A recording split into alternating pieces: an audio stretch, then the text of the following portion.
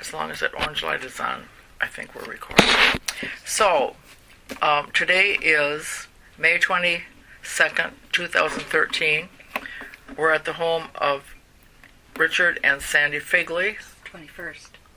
Oh, today's the 21st? Uh-huh. Yes. Oh. Tuesday the 21st. Tuesday the 21st. I have that wrong. Okay, so correct that, please. My name is Carol Garlow, and Richard and Sandy Figley are here. We are on 4th Street? 701. 701 4th Street in Roscommon.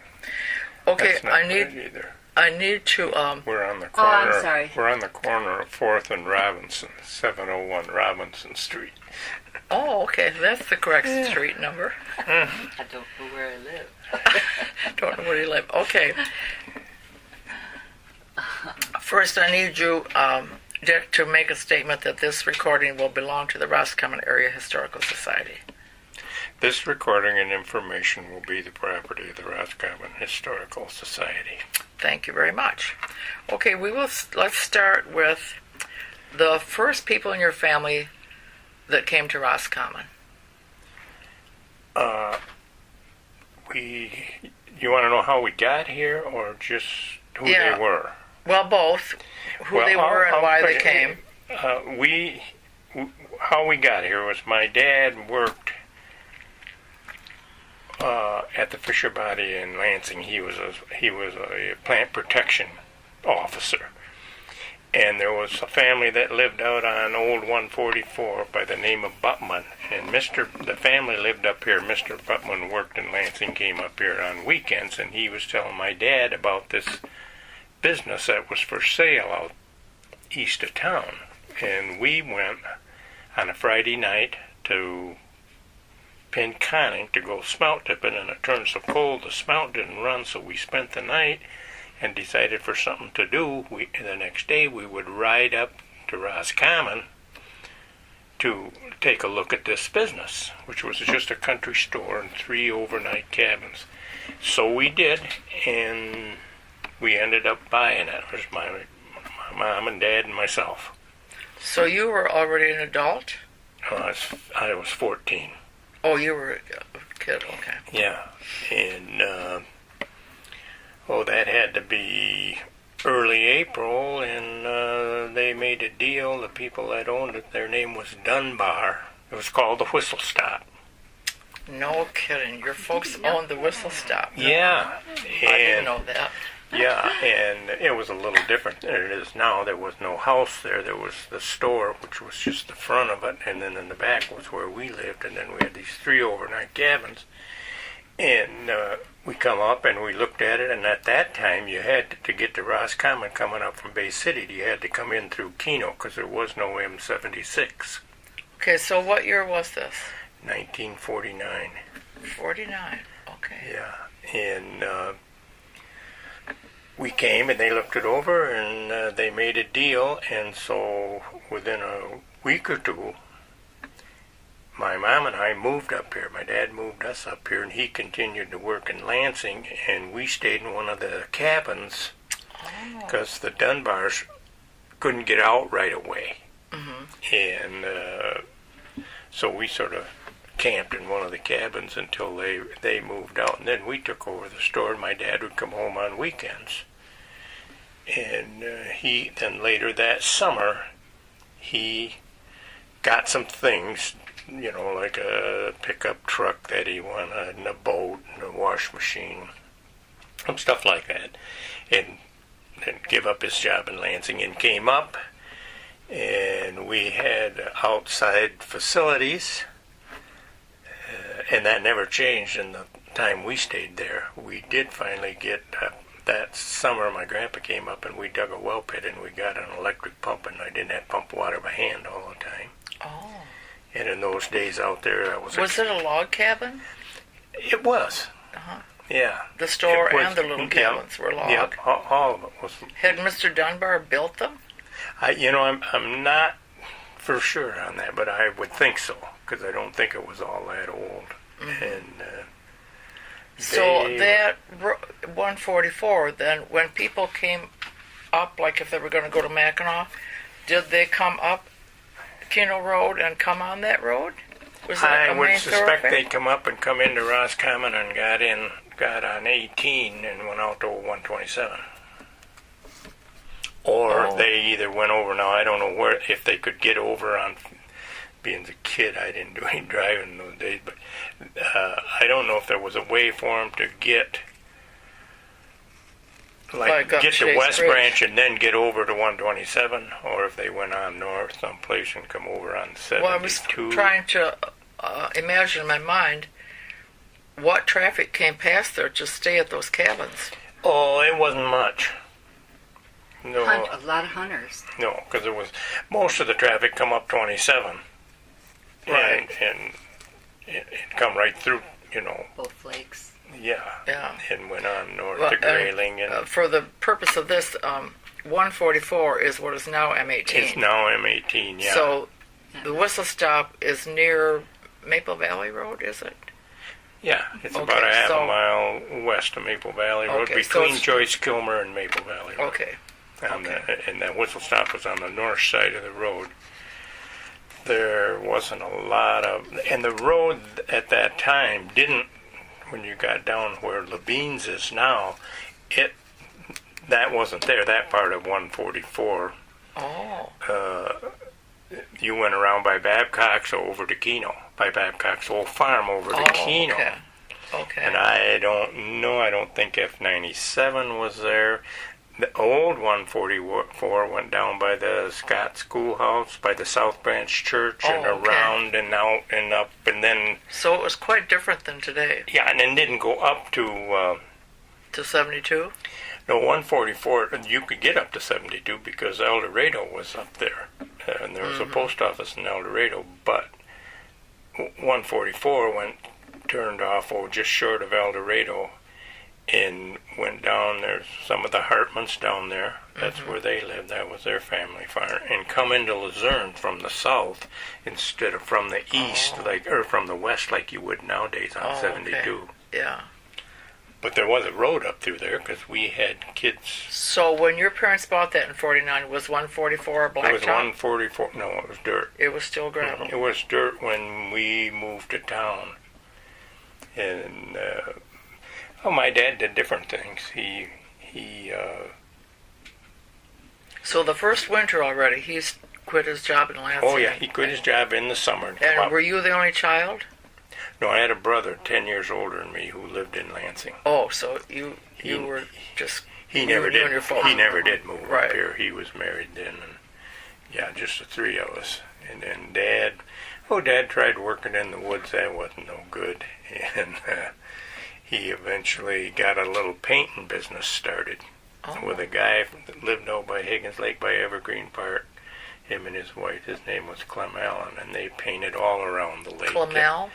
Clem Allen. Oh, Clem Allen. Probably not too many folks remember him, but they did a lot of painting in house too. He painted Bill Ingelson's house down there that's gone now. Yeah, the Turney House. 2 or 3 different times. There was lots of places he painted around town. Exterior. you're Yeah, talking about. he was a house Or painter. both. Oh, he'd paint. Sure. He'd paint inside the So, winter time. so just a minute. Your family was, the three of you then, did you stay out there at the whistle stop? How We- many years?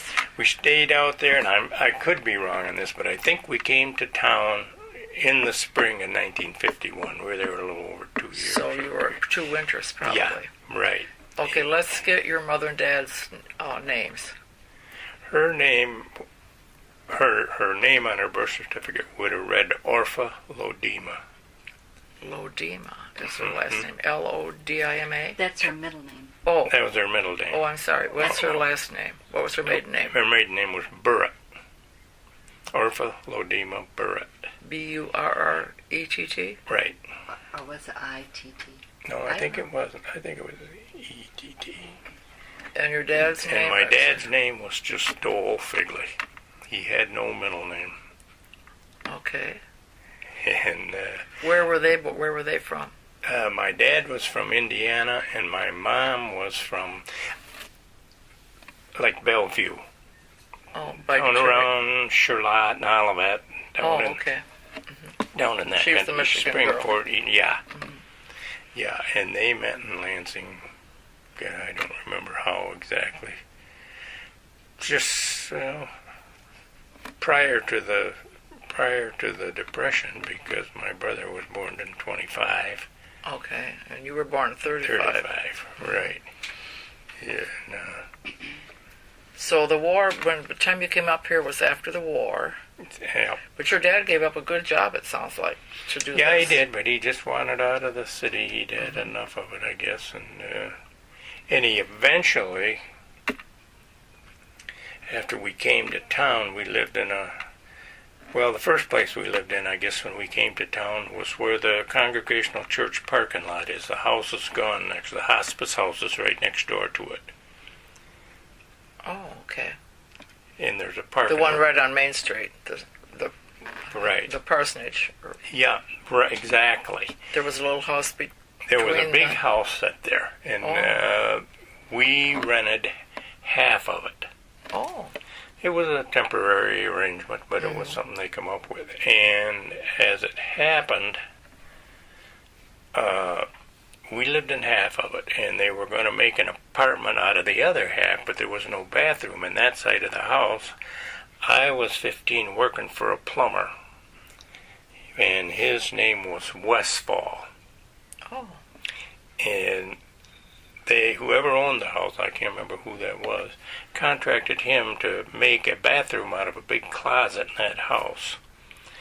And so, being as I was working for him, he sent me over there one morning, or took me over there and dropped me off, told me to tunnel underneath the footer up into the floor of the closet. Well, while I was under there, it was a stone foundation. It caved in on me and trapped me underneath there.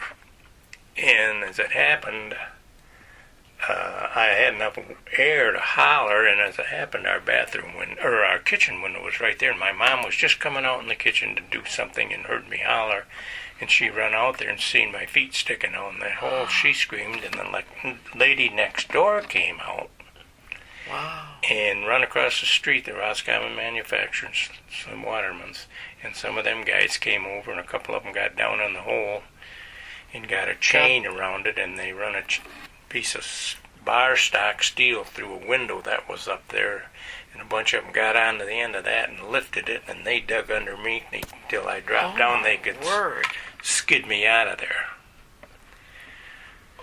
Do we still have that? Yeah, article? I got an article. Yeah, I still got the Herald News article. Okay, maybe we can get a copy of it and put it with your Sure. your tape. And the only thing that You had no broken bones or I anything? did. I had a broken shoulder, Wow. and took me to Grayling. You know, Well, that was scary. I got it. So who put that bathroom in eventually? I don't know whatever happened to that, because I, of course, was all done, and I don't even know if you could, legally have a kid doing that anymore. Oh, probably not. But in those days, kids 15 worked on a lot of the time. And then Dad eventually got a job driving school bus. And for a long time, he drove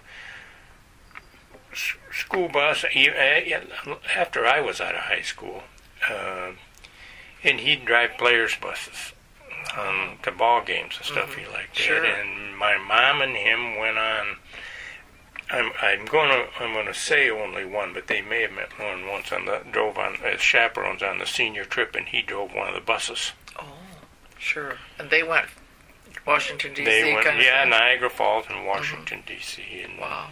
Watkins Glen. In a Our bus. class did too. In a bus. Yeah, it's 2 school buses. Gosh.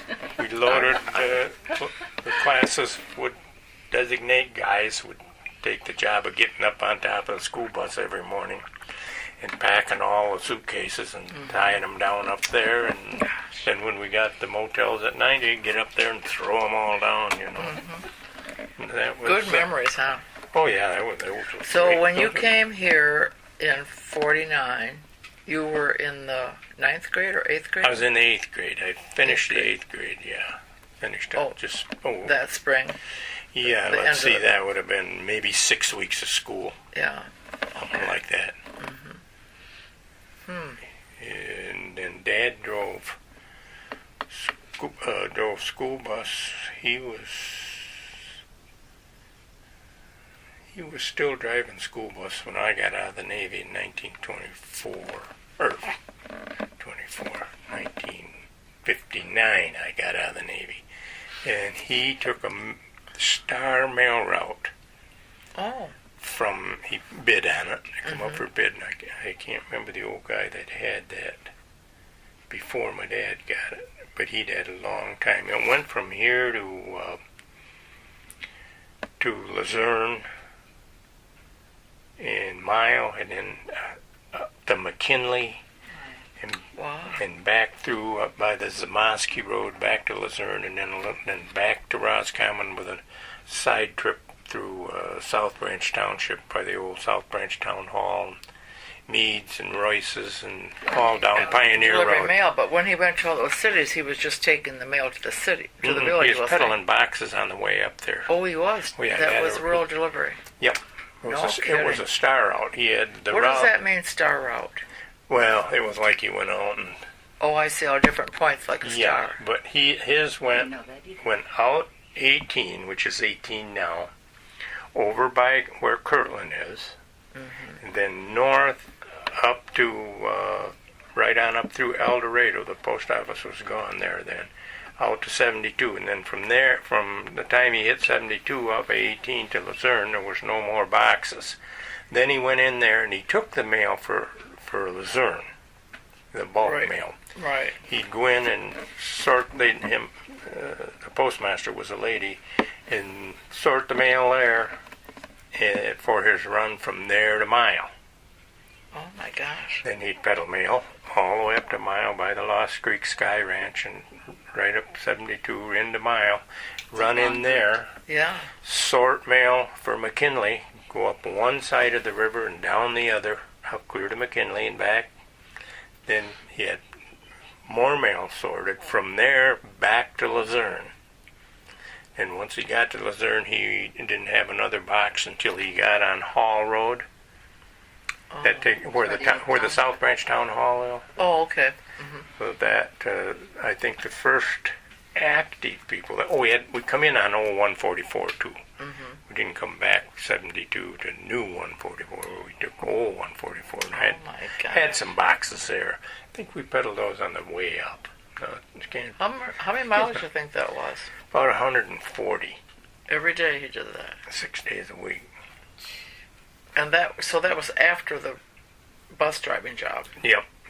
And I was out of the Navy then, and I had worked for Slim Waterman for 6 years, I guess, and I got a mail route out of Grayling. From Grayling out 72, North Down River Road over to 72, Stefan Bridge Road, Wakely Bridge Road, then up to McMaster's Bridge Road, up through McMaster's Bridge, up across Kellogg's, into Lovell's, around the lakes, up in Lovell's, and down the river a little, and back in through Maple Forest, which is up north of Hardwick Pines, and then back. That was considered a star route also then. And that route brought me right back into to Old 27, past where the DNR office is now, in the Grayling. And I ran that for a couple of years, and then I subletted it. And so, because you actually bid on it, you have a contract for so many a years? 4-year contract. A 4-year thing. And I sublet it to a guy for 2 years, and I went to work for, I'm going to say this was 1969. I went to work for Osling Surveyors. No, I'm still on 59. Now, just a minute. You got out of the service in 59. Yep. And you did this for 2 years. Worked for Slim Waterman for 6 years. Oh, okay, that brings me to And my dad was 65. driving. He was peddling mail then. Okay. And well, that summer he did. And then he died in 69. In the meantime, I'd come up with this route. What year did your father die? 1969. 69. And I had just give up working for Jensen's Plumbing. and went to work for Oslings. He died. Mom had 2 years left on his contract, so I took over his route. And then I run that route for 2 years. And that's at the same time then you sublet yours? For 2 years, yeah. For 2 years, because you were doing this other one. I never bid on, and then in the end I never bid on that route again either, because the gas prices and stuff like that had changed a lot, and you had to fill out a form to get a raise, and I put in for a raise, and they wouldn't give it to me, and they come back. I sent them in 2 or 3 applications for more compensation, and they finally sent me back a letter and told me that if I wasn't satisfied with what I was getting, I could put it up for bids, and I just wrote a letter back and said, dandy, put her up. Yeah. So they did. Uh-huh. And I can't even remember. I went back to work for Jansen's. That's right. And I worked for Jansen's until I went to work for the DNR, and Dad died in 69. So where were your folks? I ended up with you renting the half of that house by the Congregational Church. Yep. They moved from, that was funny too, they moved from there. You were still in school then? Oh yeah, Okay. yeah. We didn't stay there very long. Okay. Maybe 3 or 4 months. Oh, okay. And then we moved over right next to where Bob Erber lives now. That On little 6th house. Street. Yep, that little bitty house there. And we stayed there that winter. And then Mom and Dad bought the house right in back of where the foot doctors are now, right across from the old Okay. region office. On 2nd Street. On 2nd Street. That's the house that's right behind the Gilmer house. Or our Kitty corner. backyards come together. It's Oh, yeah, right, Yeah. right. In fact, my dad, with that house, there's a piece of property that runs between the Gallimore house and where the foot doctors are now. Right, that's the driveway. It's a 16-foot easement or something that he managed to buy from the people. That was a gas station in those days. Oh, who owned the gas station? A guy by the name of, boy, I almost said Garlow, but it wasn't Garlow.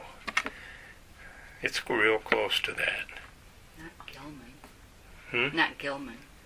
No, it's, Oh. I can't think of it. And then he sold to some other people.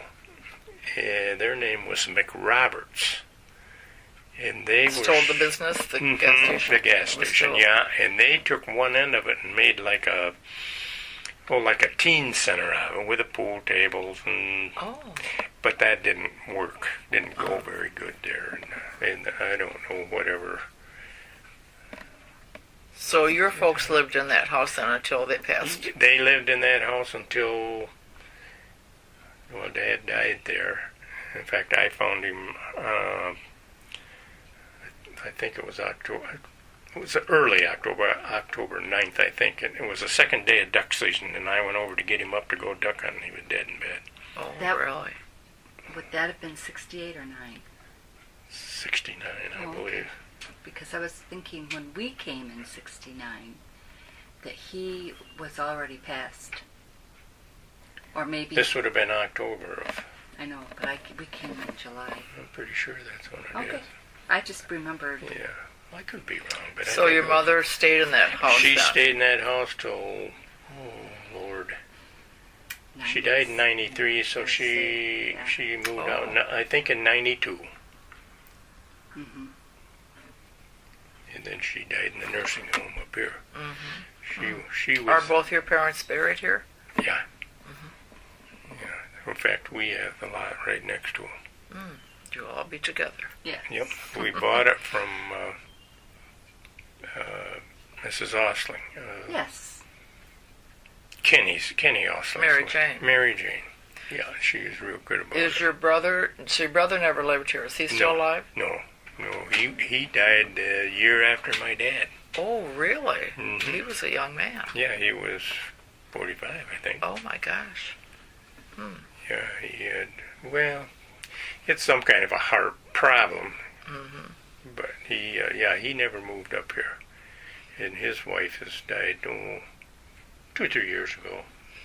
So you and your father really liked it up here because you could do all this hunting and fishing. That was the bottom line. That's why he moved up here, because he could do. Did your mother adjust with all that? I think about all the women who get drug up here for hunting. She never had a problem with it because he always done it down there anyway. Yeah. I mean, we hunted every weekend. He took me out of school on the opening day of pheasant season when I was 8 years old. There's a good man. I mean, he always said he could learn more in the woods than he could in school. That's true.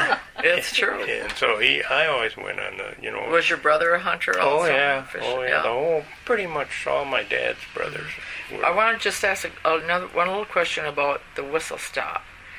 What kind of things did your parents sell there? Just normal groceries, canned goods and stuff.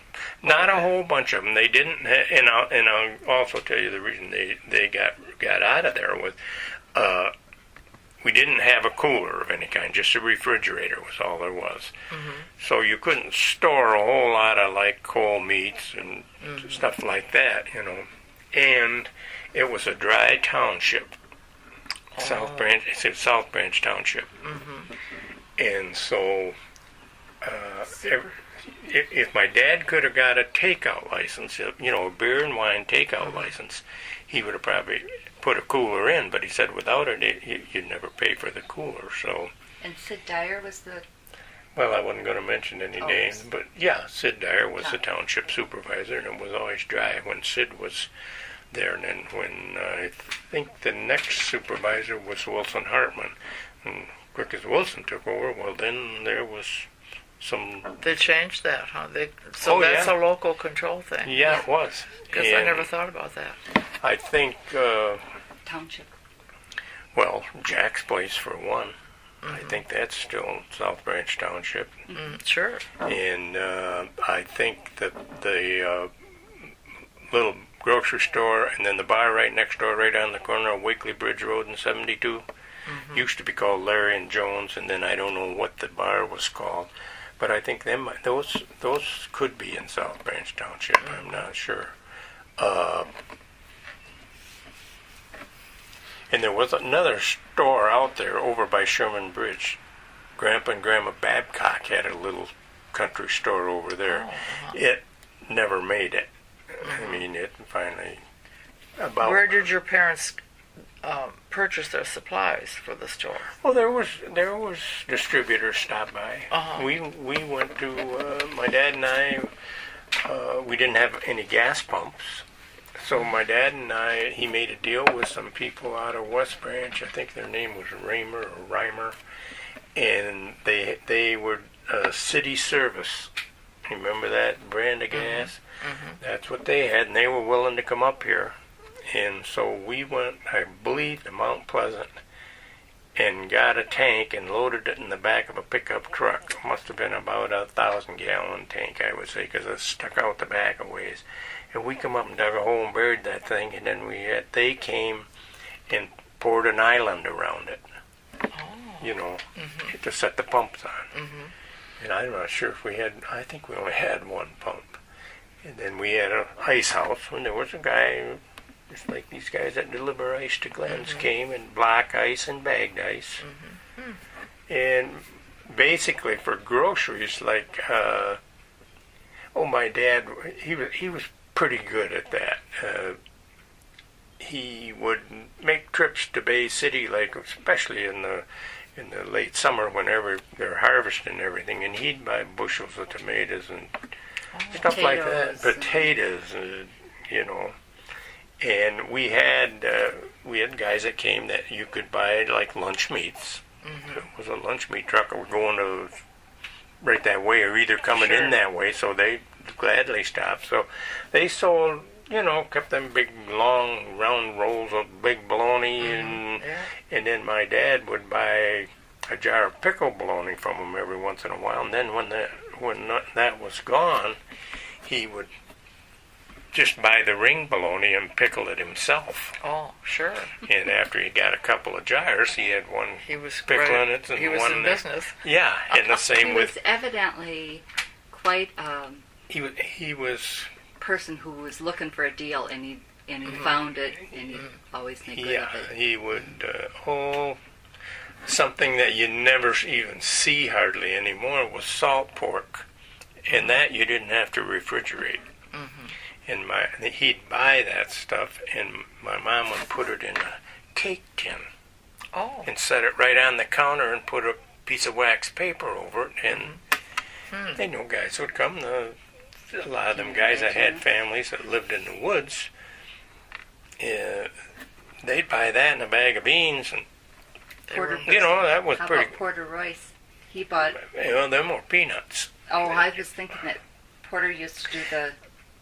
Well, he may have, but what I remember. When I knew him, I remember. I remember hearing Porter. that he did. He would come and Mom and Dad always had a jar. They would buy these bags of salted Spanish peanuts, and they were really good. They were just good as Planters peanuts. They may have been Planters peanuts. I don't know. But she would put them in this glass jar similar to that one right there, and then you could just get a quarter's worth, and that was a judgment call on her part. No kidding. Yeah. And we had guys like Carson Lake had pulpwood cutters down there. There was Ford Middleton and Russian Bill, and they lived in like skid shacks out in back of Carson's. And they would walk down. One of them, I think it was Russian Bill, didn't have any teeth, and he had a pair of wide pliers, and he'd buy. Sometimes he'd buy quarter's worth of peanuts and an oh-so-good grape pop, and he'd go out there and crush up the peanuts and then pour them in the pop, and then when he'd take a swallow, they'd float, and he'd gum them around, and sometimes he liked sardines. We had, canned stuff with no way to refrigerate anything much. We had a lot of Spam and potted meat and sardines. Well, if Russian Bill came and he bought a can of sardines, then Mom would give him a handful of crackers, To go with it. Yeah, he'd go out front and sit on the steps, and we had a bench there. Yeah, there was. Who did your parents sell that to? They sold it to a guy from Port Huron by the name of Pete Livingston. Okay, because it was still going It was still going. quite a while. Oh yeah. It went through several owners. I remember one of the Headstead girls worked in there for a while. It was still in operation after Dally's opened up, but I think Dally's got a. That's across the road. Well, they had a takeout license there, Right. but they didn't have the liquor license that Dally had. That's right. Okay. You could sell bulk liquor. So I think eventually that had a lot to do with doing in the whistle stop. Plus, nobody had done very good at it, and I know it don't sound like much now, but Mom and Dad lived there for 2 years and run this store. And they made a living off it and saved $2,000, which they thought in those days was doing pretty good. Well, sure it was. Well, sure. It wasn't too bad. Yeah. So then, I remember when Livingston bought it, they had a house they wanted to put as part of the down payment on it in Port Huron. Well, my dad didn't know. What am I going to do with a house in Port Huron? But he thought, maybe this will work out. So we went down, and him and I took a trip and drove down to Port Huron and found this house. It was vacant, and it wasn't much. And so he come up with a price on it. We went and talked, I remember, to a realtor, because if indeed he did make that deal, he was going to turn it over to this realtor and let him sell it. And that's what he did. And he made out all right. He went to, when he sold the store on a Saturday morning, he went down to Carson Lake's, because Carson had a lot of cutters in those days. And Carson paid him on Saturday morning. So he had told Dad, he said, if any of my cutters are running a tab with you, and they haven't paid him up, come on down. So he got there, and if they came and they owed, my dad had a bill for him, he'd say, yeah, I got one for him, and give it to Carson. Carson would pay Dad what the bill was, and then give The rest for the paycheck. Well, that was pretty nice. And out of being in that business for 2 years, a little better maybe, and as I recall, he had to take one guy to small claims court for like $120, and of course he won. Oh, uh-huh. He Good for represented himself, and, so he did pretty good, and he, my dad was a pretty good businessman. Although he only had an 8th grade education, he toughed it out, making a living through the Depression and all. So he knew enough not to give anybody too much credit. Give him maybe 2 weeks, and then he just wouldn't do it. Yeah. Because, well, and out there it was so obvious. People would come by there after we got the gas pump, had been to town and bought their groceries at the A&P in the back seat, and be full of bags of groceries, and stop at the whistle stop and want $2 worth of gas on the tab. Oh. He'd do it, but he had to grind his teeth. But he made out all right. He used his head, and he said people will usually pay if you don't let them get too much. Sure. If they only owe you $12, $14, they'll probably pay you. You get up to $50, $60, $70, you might have a big problem getting that much out of it. Sure. So he just never let anybody get that big, and then he wasn't going to get sacked for much if he did get stuck with it, but he didn't. So from you started out there from the 8th grade. You took a bus into school. Yep. Okay. Yeah. And you rode the bike into the movie. And in the summertime, a couple of summers we were there. I trapped woodchucks down on the old, it was part of the old South Branch Ranch, really. I think Dutch Shepherd. It was an old Shepherd farm, and the barn's caved in now. But it's right on the corner of Maple Valley Road North. Okay.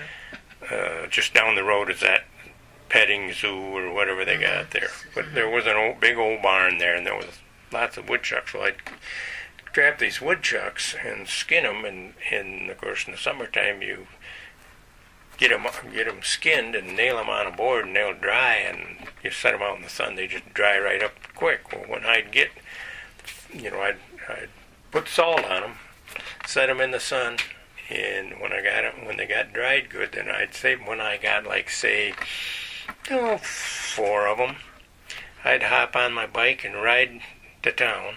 It was 5 miles.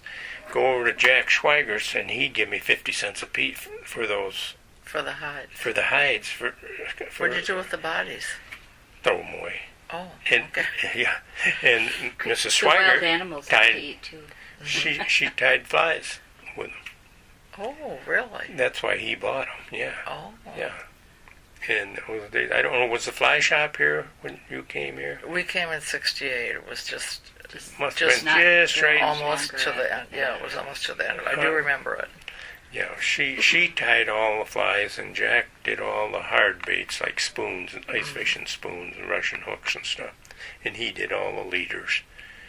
And I went over there and took fly tying lessons with her. Did you? Oh, I spent a lot of time over there. Yeah. Because during those years, we lived over here across from the, back to Foot Doctor. So I was over here all the time anyway.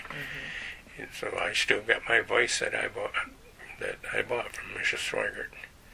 And she had a daughter, Dottie, who was a couple classes behind me, I guess. So you found? Did you find the kids in Roscommon friendly when you first came? Yeah, that was. Of course, I had just went from a country school to an inner city school that fall. And we in those days in Lansing, like if you I went to a school out on the west side called Stoner School. You went through the 7th grade there. Then you went to West Junior, which was only 3 blocks from right downtown. And you went 8th and 9th grade there. Then, being where we lived, I would have come back out onto the west side to Lansing Sexton, which is still there, I think. It's a Class A school. Yeah. But going from the country school downtown was different because there were no black kids in our schools. And, we get down there, those guys are cityfied. And some of them had beards. It was a different situation for me. So really, the transition of coming up here wasn't bad at all. And at that time, this school was pretty loose. I mean... Who was the principal then? McIntosh, I believe, was his name. I could be wrong there. And then Mr. Haltz. And things, when Mr. Haltz took over, things tightened up in that school. Like, I can remember the first spring I was there, we were in the typing room, which was, the windows were right at ground level. Now, they're still that way. They did some remodeling on them. Yeah. And it was I don't know, my second class in the afternoon or something. I didn't, I just went to class. And the teacher went someplace, and two of the guys jumped up, then overthrew the window up, jumped out of the window, went downtown, got an ice cream cone. Next thing I know, here they come back and jump back in. The teacher wasn't there, so they just jumped in, sat down, finished eating their ice cream cone. You can get away with things like that. And was Earl Haight? Earl was there. Yeah. Earl was my biology teacher. He coached football, basketball, and track. And he sort of, he umpired the home games with the baseball team. I never known, he did a lot of coaching, even though he wasn't the primary baseball coach. And in those days, we played football up where Hilltop is. And we played baseball over here in back of River Forest. Oh, okay. Kind of where the county stuff is, county fairground stuff is? No, it'd be across the street from the old Goodwill Center, where the church is now. Yeah, there's a field. There's a field it's back still there, and that was called McNeil Field. And we played ball there, and they had the adults, the Roscommon, and a lot of small towns had baseball teams. And I don't remember what they called them, the basketball team, they called the Ramblers. And maybe they called the baseball team the Ramblers, too. And those were guys, in their 20s and 30s. They'd play baseballs on Sunday. They had uniforms and stuff. And then I can't remember the year that the softball field was out where it is now. But then I remember they went to work on it and made the football field there, which was probably there when you came, right? And it was there in 51, because the senior class of 51 who graduated in 52 went undefeated that year. And you played football? Oh, yeah. Did you play all the sports? I played football, basketball, and baseball. Well, that's pretty much all. That's all but track. I didn't... Well, you couldn't... It was hard to run track and play baseball. Yeah. Because they were the same time of year. Sure. And that year, that would have been the fall of 51. So you graduated in... 53. 53. And that was the year I think I broke my shoulder when the house caved, or the foundation caved in. So I played football, but Earl wouldn't. The first few games he wouldn't play me, and then finally he got to putting me in for a few minutes. But I never give it much thought at the time. I was real disappointed, of course. But later, when even after I got out of school, we'd talk once in a while, and we went fishing a few times together. And he said, well, I didn't want to play you in football because I wanted you for basketball, and I was afraid you were going to ding up that shoulder, and wouldn't be able to play basketball. Sure.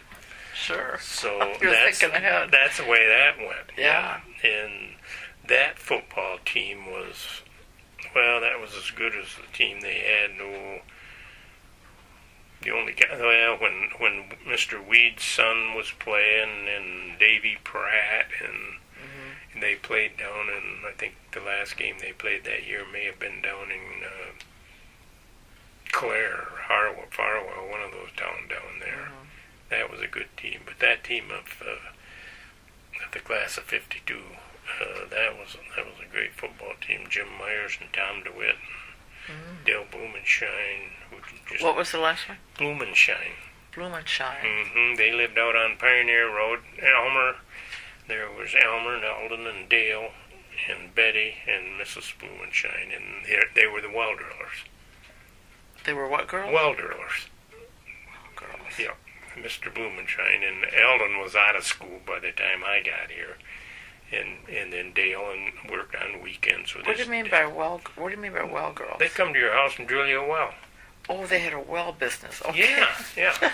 Okay. Yeah. Got it. And $12. you know, in Elmer, he had a summertime baseball team who I played for. We'd load on a flatbed truck and go to Whittemore and them little towns over east of West Branch. Prescott. Yeah, Prescott.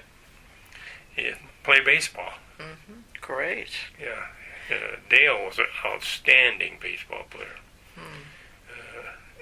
And he was an outstanding football player. He was big for his. He was probably 6'1", but he was like 180 pounds strong as an ox. And so were these other guys. Jim, Dave Myers, his brother Jim, big guy, and Tom DeWitt, another big guy, better than 200 pounds. Randy Ebersol and those guys. Where that article is. Did you find I it? found that, but I don't know where that article is about you under the house. Yeah, I want to hear about your fishing and hunting expeditions a little bit. Well, first of all, you graduated from high school in '53. Then, did you go right in the service? No, I worked on the golf course here in Roscommon, and then I worked a little Who bit. owned it then? Layman's. Oh, okay. Person First Ruth and Lehman. Ruth. Okay. And they had two sons, Dick and Jerry, and I'm still good friends with them. And I worked for them through till in November. Oh, '53. No, I take that back. I went to work for Nato Larac, Claude Larac. Oh, yeah. Used to be the lumber yard behind. My girlfriend worked there also. I worked there all that summer and into the fall. And in the winter, my brother got hold of me and said that he thought he could get me a job in this plastic model shop in Lansing. So I went down there, and that's a long ways from my hunting and fishing. And I didn't last all that long. I stayed there till spring. Come back and got a job through Don Stowe, who was my history teacher and government teacher in high school. He had quit teaching and had went to work for Bear Archery as a bookkeeper or something. And anyway, he said they were hiring, so I went up there, got a job with Bear Archery, worked there maybe a month or 6 weeks, and they notified us on the night crew. They notified all the guys on the night crew that didn't have much seniority that we were going to get laid off. So I said, fine, I didn't like working nights anyway. And let's see, I may have went back to the golf course for Bruce and Ruth until November, and then Dick decided he didn't want to go back to college, so him and I went to Lansing and enlisted in the Army. And we were waiting to get out of there, to go get swore in, and they called him into an office, and he was in there a few minutes and come out, and he said, they won't take me for 2 years, they'll only take me for 3 years, because he had a 2S rating, which was a student rating. Classification, I should say. And I said, well, man, what are we going to do? And he says, well, I don't know. They called my name. I went in. I hadn't been classified yet. They wouldn't take me for 2, but they'd take me for 3. So I come back out. He said, what'd you tell him? I said, I told him I had to talk to you. Because we'd signed up. We'd enlisted on a buddies program. We were at least going to go through boot camp together. Well, I said, I don't want to go for 3 years. And he says, I don't either. I said, then let's tell them we ain't going. So we did, and they give us bus tickets home. We took the bus tickets down to the Greyhound depot in Detroit, traded them in for the cash, which wasn't much, and we hitchhiked to Lansing, spent the night with my brother, and then we hitchhiked home in the morning, hitchhiked back to Roscommon. He went back to school. I puttered around at the golf course a little and then went and enlisted in the Navy for 4 years. See, I showed him, didn't I? Yeah. And I went, that was in 1955, and I went to boot camp at Great Lakes, and I got out of boot camp and went to San Diego and went through Telemann School for, I don't know, 8 weeks or so. Then I went to Imperial Beach, which is just south of, between San Diego and Tijuana, and went through communications technician school. And then I came home for 14 days, and I went to, well, Kamasea, Japan, and I stayed there for 27 months. Wow. And I came home for 30 days and went to Adak, Alaska for a year, and come back to Treasure Island, California, and got discharged. Well, you had a nice adventure there. Oh, yeah. That was all peacetime? Yeah, 1955 to 1959. Right. So you Communications that was good. Yeah. in ADAC, right? Adak, Communications. it was the same rate and everything in Japan, but I was in a Did you learn any Japanese? Very, Language? very little. Very little. Yeah. Some I mean, that you wouldn't want to translate. some of it.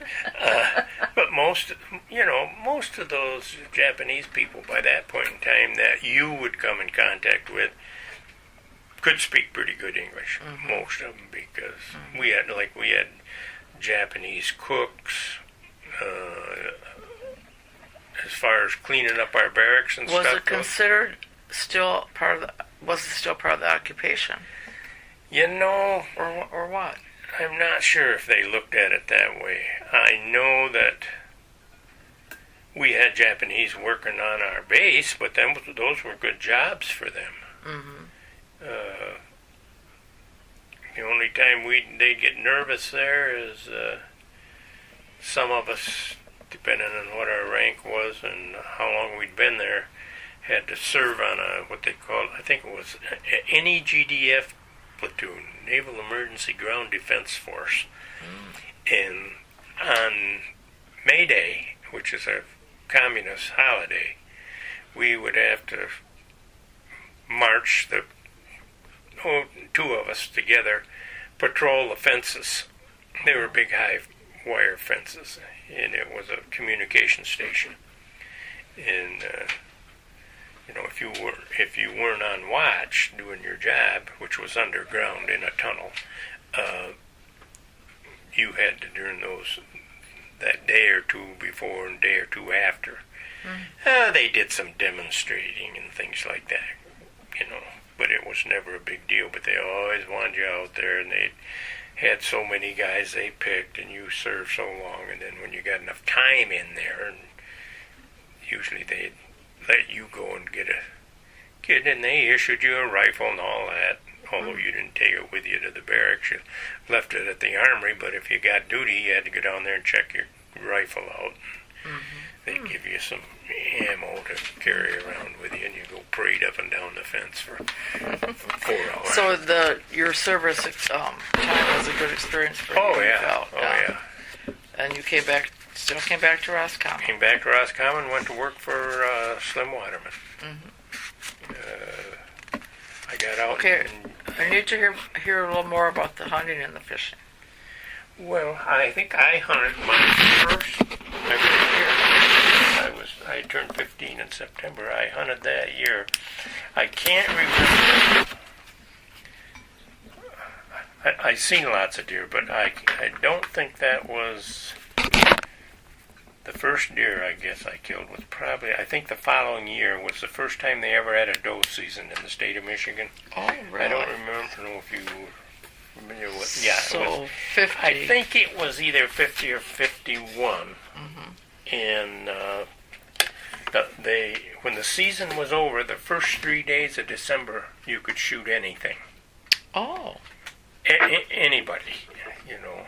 And we all went out where we'd been hunting. I don't know. I hadn't killed a buck yet then, I know that. And I didn't then, but I did kill a deer. And then I had a couple of good years after that I shot deer before I went